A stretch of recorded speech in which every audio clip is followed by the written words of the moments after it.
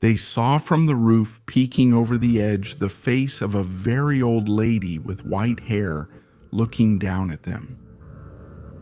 When they realized she was watching them, the old lady pulled back, as if she crawled or slid quickly across the roof.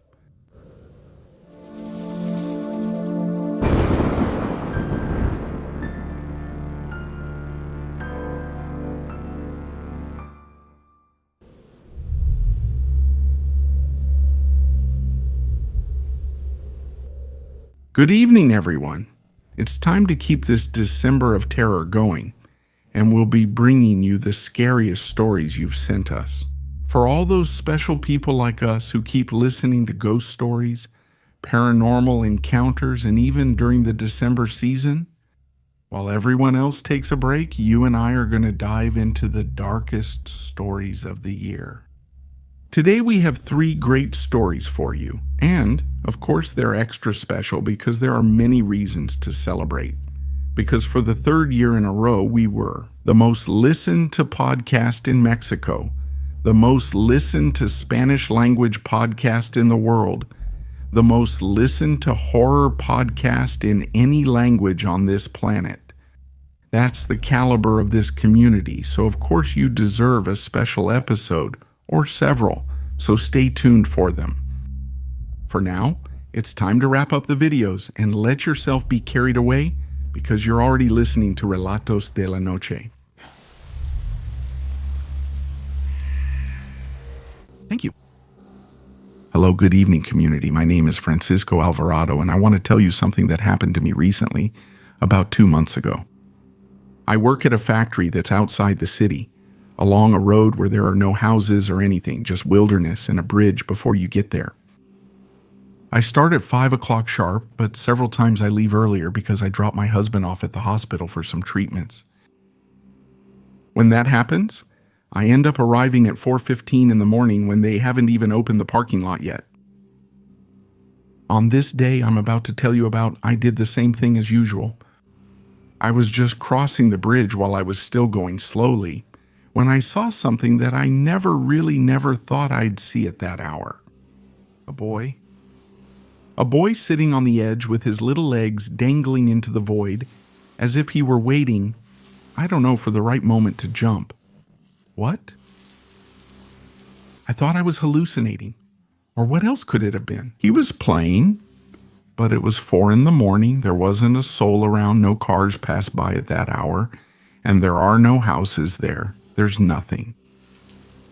When I got closer to him, he turned to look at me, but he didn't fully turn. He just slowly turned his head.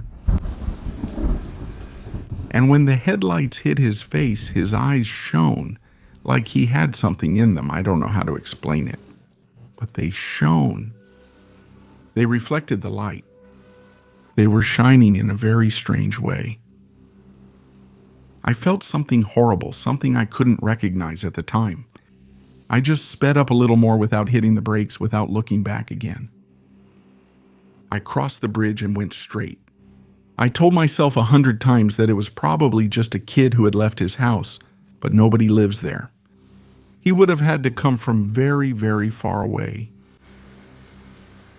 I got to the spot where I always park, the place where I wait for them to open.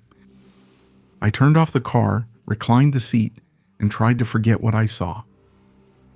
I forced myself to think that I was just tired, that my mind played a grim trick on me. I closed my eyes and tried to sleep for a while.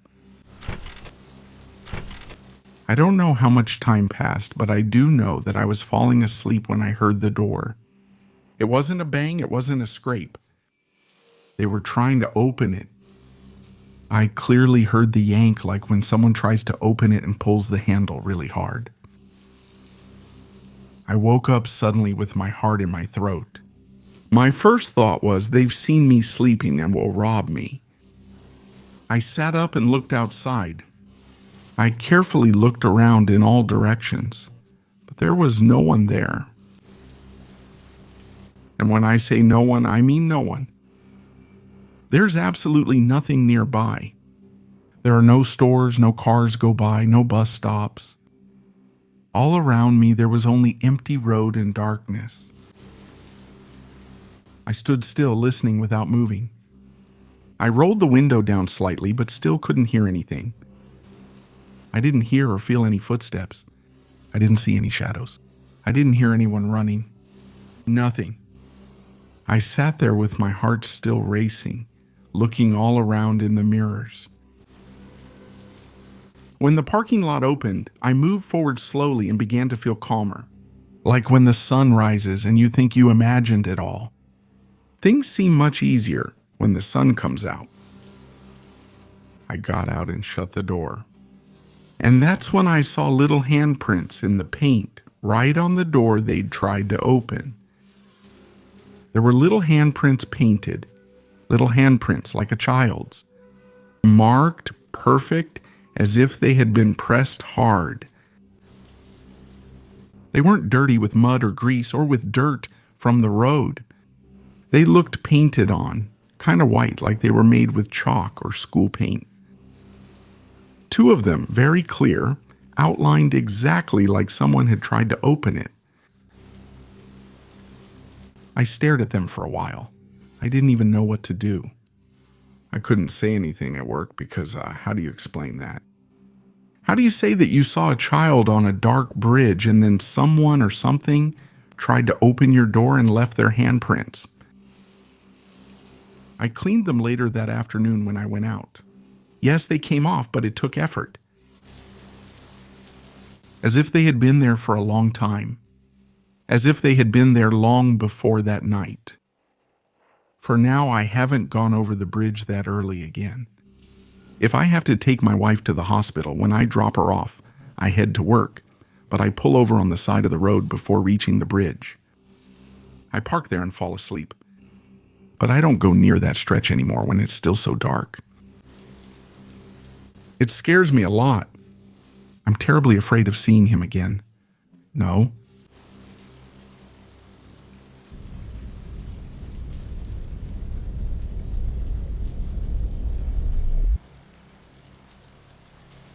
Hello, Uriel. Hello, everyone. I'm Carolina and want to share something that happened to me. It's one of those things that if I think about it quickly, I can still talk about it. Maybe it was just a coincidence. But when I put all the pieces together, it becomes harder to dismiss. I'm from a small town in Michoacan. I lived there all my life with my parents and my siblings. I had never left home until I was accepted at the Universidad de Morelia. My parents were very proud, but also very nervous, because I'm the oldest, the first in the family to go to college, and the first to move to the city. They knew they couldn't afford to pay a high rent for me, so we started looking for a house that was more or less close to the school, but that could later accommodate more roommates so that all of us could pay together.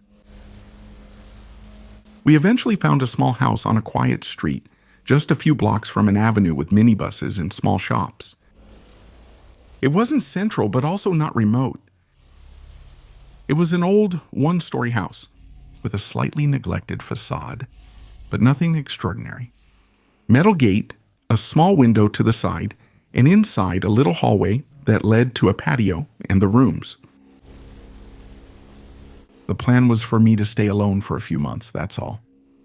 And that when my daughter made friends at the university, she could invite them to share the house. What struck me as strange from the beginning was how quiet that house felt. In my hometown, I always heard dogs, roosters, radios, people talking at all hours. Not there. Sometimes cars would go by, yes, but at night it was almost just the echo of my own footsteps. As if people weren't awake that late there. The house had 3 bedrooms. One faced the street, and I took that one because I loved watching people pass by. One faced the patio, the third was at the back, beside a bathroom that looked like it had been added later, with different tiles. The living and dining rooms were nearly empty, with some old armchairs left by the last tenants, and a plastic table. I brought my mattress, my wardrobe, my things, and at first I was excited. And it was the first time I had a room just for myself, especially in another place. I want to be clear now so you don't expect anything else. That I have never seen or heard anything strange directly. I never saw a shadow. I never heard a voice. Nothing. Everything I'm going to tell comes from other people who felt, heard, and saw things there. And that's exactly it. Not being able to see is what scares me the most. Well, the point is that the first few weeks were normal. Go to university, come back, do homework, video call with my parents. I was excited, but I also felt very lonely. My high school friends stayed in town, and though we talked, it's not the same. During one of those weeks, I met Gerardo, a guy from school. We started talking in one class, then later in the cafeteria. One day he asked if I wanted to go to the movies. I accepted, obviously. We planned to meet downtown on Saturday. We visited a theater in historic downtown. We strolled the cobblestone streets and watched the show. We went out for a drink, and honestly, I had a great time. It wasn't a super romantic date, but it did feel like there was some chemistry. At least that's what I thought. It was already pretty late when we took the ride back. He got off with me at the stop near my house because he still had a bit more to walk to get to his place. And he told me he would walk me to the door. I thanked him because even though the street wasn't dangerous, it was very lonely at that hour. I remember that walk very well. We were talking about random things, teachers, homework, campus gossip. I felt like everything was going smoothly. We got to the gate of the house and I was nervous. I didn't know if he'd say goodbye with a handshake, a hug, or something else. I stopped in front of the door. I thanked him for coming and looked at him. And then I saw that his face had completely changed. He was looking around. He wouldn't meet my gaze. He couldn't look me in the eyes. I asked him if everything was okay, and he said yes, but that he had to leave. He didn't hug me or anything. He turned around and walked away quickly without looking back. I stood there for a second, not understanding what had happened. I wanted to think that maybe he remembered something, that he felt bad. I don't know, as far as I know, I hadn't done anything. I entered the house and went to my room. I changed clothes and went to sleep with that strange feeling, but without imagining what had really happened. The next day, I texted her like nothing happened. I told her thanks for taking me out, that I had a great time. She saw the message, but she didn't reply. Weeks went by, and at school she started avoiding me. If I were in the group, he'd go with someone else. If I greeted him, he'd hardly respond. I started overthinking the situation, wondering what I had said or done wrong. Then one day after class, we came out almost at the same time, and for the first time in all that time, I couldn't avoid ending up face to face with him at the classroom door. I took a deep breath and walked up to him. "Hey," I said, "did I do something to you? Seriously, if something I did or said bothered you, I'd rather you just tell me." Gerardo felt uncomfortable. He looked around as if making sure no one was listening. Then he let out a resigned sigh. "No, you didn't do anything." He said, "I just don't want to have any problems." That phrase hit me even harder, and I just didn't understand it. "Problems with who?" I asked him. He stayed quiet for a few seconds, and finally, in a low voice, he said, "Well, with your mom." I felt like my mind went blank at that moment. I told him, trying not to sound angry, "Gerardo, my mom doesn't even live in Morelia. What's wrong with you?" He laughed, but without humor, and replied, "Carolina, do you think I'm making things up?" I saw them. I remember perfectly how that phrase stuck with me. I saw them? Who? He told me then that when he took me, when I had my back to my house behind me in the window, he could see how a woman was combing a girl's hair. I felt something tighten in my chest when he told me. But I didn't say anything, and he continued. I thought it was your mom with your sister, or maybe an aunt, I don't know, but they didn't look normal. The lady was pulling the girl's hair really hard. The girl had her face all tense, like she was holding back the pain. And honestly, I didn't want to look too much, but out of the corner of my eye, I could see how the lady was yanking her hair really hard. He went quiet for a second, and then lowered his voice even more. Suddenly, both of them stopped looking down and turned to look at me at the same time. The woman grabbed the girl's hair even harder, as if she was showing off that she could pull it even more. And with her other hand, she slowly ran her finger across her neck, as if making a throat-slitting gesture. She did all this without looking away from me. I don't know how long I stayed silent. The only thing I managed to say was, "There was no one in that room. No one was home that night. No one lived there but me." Gerardo looked at me with a face that mixed fear, discomfort, and a bit of pity. "No, well then that's even worse, but I'm not going to get involved in that. Sorry, Caro, but I don't want any trouble with whatever is in your house." And she left, and this time I knew she wasn't going to talk to me the same way again. That day I left the university on autopilot. I took the minibus home, opened the gate, went in, and stood in the living room looking at my room.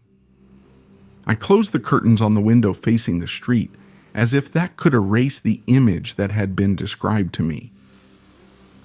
Shortly after that, the roommates I was waiting for finally arrived. 2 out-of-town guys from other majors who needed housing. Mariana and Fer are their names. To this day, I consider them close friends. At first, everything was cool. Each of us had our own room. We agreed on the rent, the utilities, who would take out the trash, and things like that. I didn't mention what Gerardo told me because honestly, I didn't know how to bring it up without sounding crazy. Besides, I thought that if they didn't feel anything strange, maybe there was some explanation for what he saw, or maybe he was just psyching himself out. But it didn't take long before the subject came up on its own. One night, the 3 of us had dinner in the kitchen. It was one of those nights where you end up chatting while washing the dishes, checking your phone, and suddenly it's late without you even noticing. Finals had just ended, and we were more relaxed than usual. I don't know how it came up, but I ended up telling them about the date. I started with the usual. I went out with a guy, he suddenly acted weird, and then avoided me.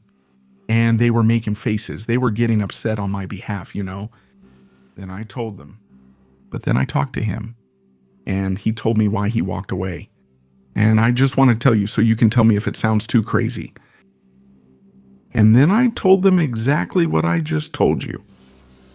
The lady combing the girl's hair, the tugs, the look, the gesture on the neck. When I finished, both stared at me, mouths slightly open. "Are you kidding?" said Mariana. "No," I told him. "Why? What's up?" Fer let out a nervous laugh and said, "Caro, this house is super haunted. We thought you already knew." And that's when I felt scared. Not because they called me bewitched, but because of the way they said it. It didn't sound like a joke, but like something they'd already discussed. "What do you mean bewitched? What have you felt?" I asked them. Mariana was the first one to speak. "No, I haven't seen anything, but since I arrived, I can tell you that almost every night I hear what sounds like a little girl crying, as if it were coming from the closet." I got a lump in my throat when I heard it. I asked if he meant the closet in his room. "Yes, and you won't believe me, but I even put a chair at night, blocking the door so it won't open. I know it sounds ridiculous, but I can't sleep if I don't block the door like that." Then Fer said, "Mine was different. One time I was left alone because you all went home for the weekend. I took a shower late, around 11. I was calm with the door closed when out of nowhere, I felt a really hard hit on my face. A slap like that straight on.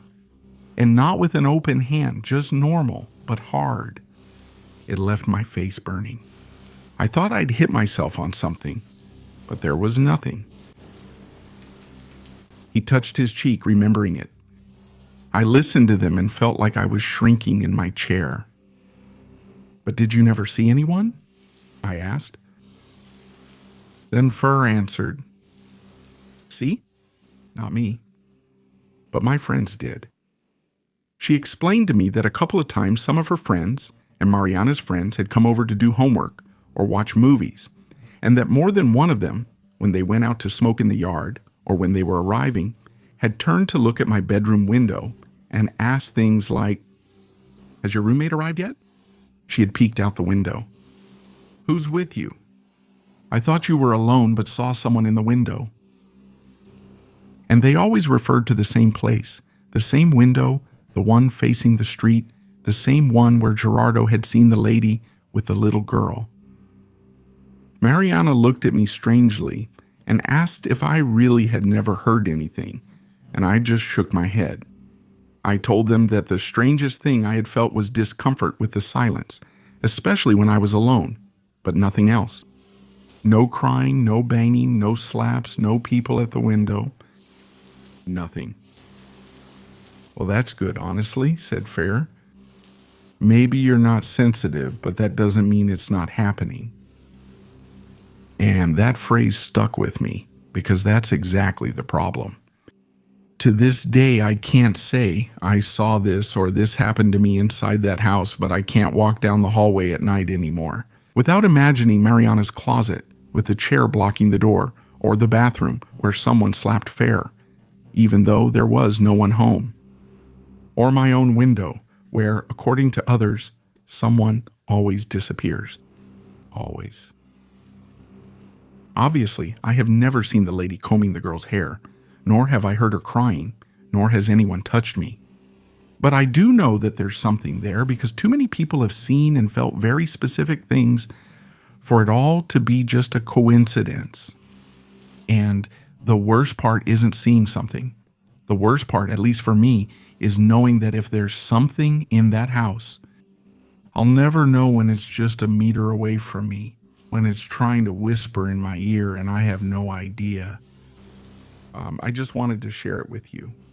Maybe someone in the community has experienced something similar. Houses where everyone sees things except the person who lives there. And even though it sounds strange, that gives you a different kind of fear because you don't know if you're the luckiest or the most exposed. I would love to know how to start seeing.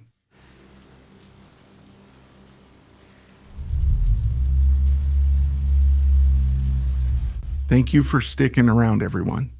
Remember, please, that you can win 5 autographed books by commenting here on YouTube, letting us know where you listen to stories from, and if you listen to us on a podcast, tagging us in a story on Instagram, showing which platform you're listening to us from.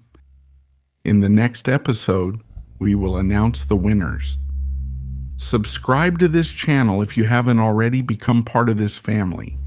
If you're listening to this part of the episode, there's no reason for you not to be subscribed and never miss another one. Believe me, the best is yet to come. We're preparing a lot of surprises and stories that will truly become your favorites. Today we have one more left, a story that actually gives this episode its name. Let's continue.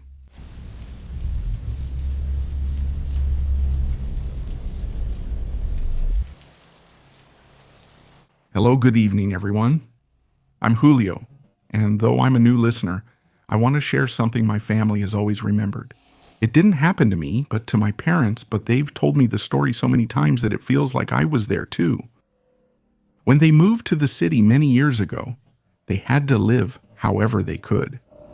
Houses with dirt floors, dampness everywhere, and holes in the walls that let the cold in at night.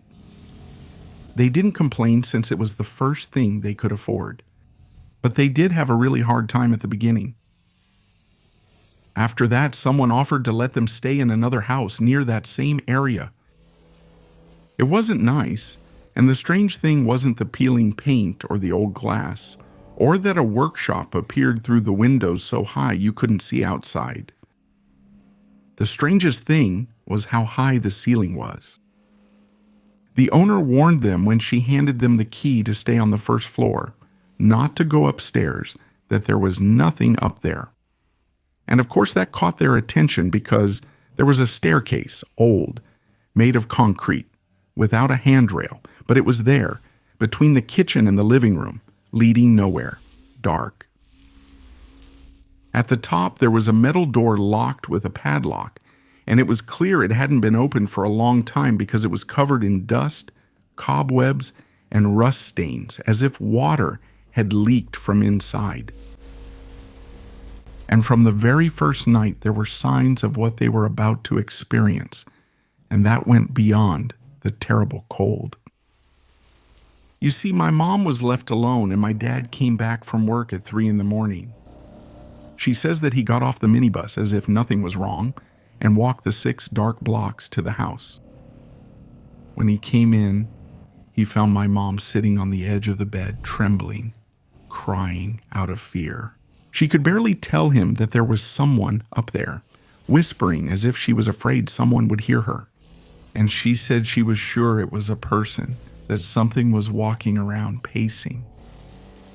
My dad tried to calm her down. He told her it was probably the metal sheets moving because of the wind, but she insisted that it couldn't be that you could clearly hear the footsteps.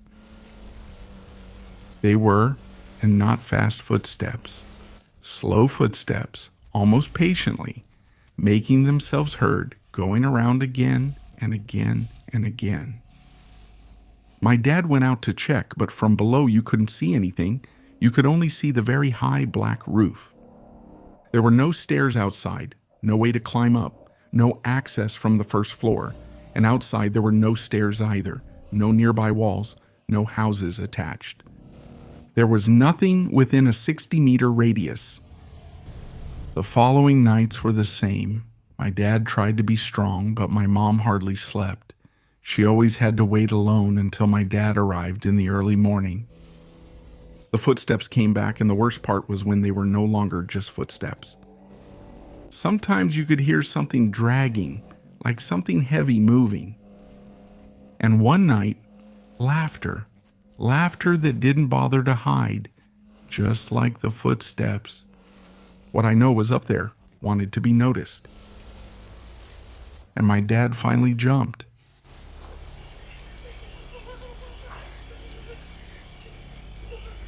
On a Thursday at 2:30 in the morning, when the footsteps sounded again just as he was arriving, he went up the stairs, banged on the metal door with all his strength.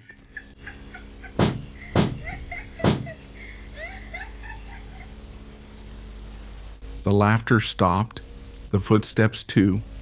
Then he went down and stood listening from the first floor without breathing. Nothing else was heard all night. Not even a rustle, not even the sound of something heavy moving. The next day, he requested tools at his construction job.